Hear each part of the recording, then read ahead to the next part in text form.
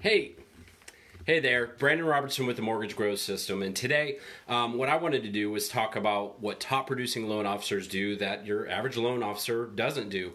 And if you don't know me, I actually run a mortgage marketing agency, and so we work with tons of loan officers and mortgage companies all across the country, and we have the good fortune to work with several top producers. And when I say top producers, I'm talking about guys that are averaging 30 to even 80 loans per month, not per year, per month. And one of the things I've noticed is there are some definitely big differences between the way these folks operate and your average loan officers operate. And I wanted to cover them all. So there's a whole bunch of things that I've noticed are different, and I'm going to cover these all in different videos. Today I'm just going to talk about one simple one to keep the video short.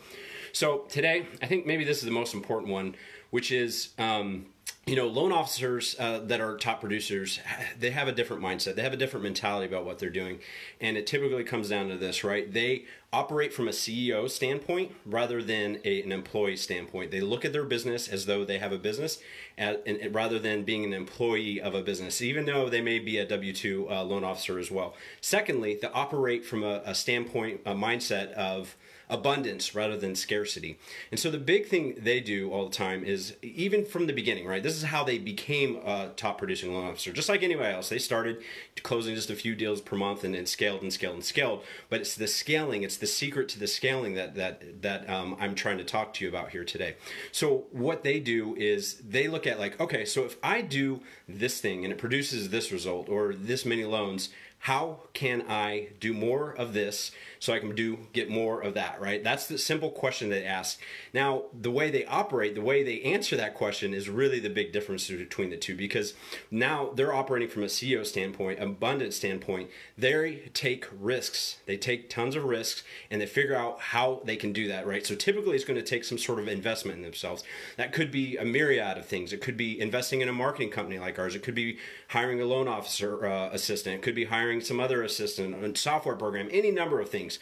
But the main thing is that that's what they do, right? They're really dialing in, they're figuring out, okay, how can I exponentially grow this component of my business? And I'm going to do anything it takes to figure that out. I'm going to try and try and try until I solve that problem. That's exactly what they do.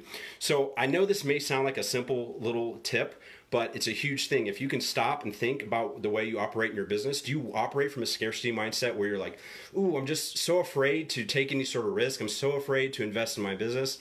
I just need to hold on to every dollar and just, wait and wait and wait and wait until the day comes that I can become a top producer. Well, don't wait. Start doing this now.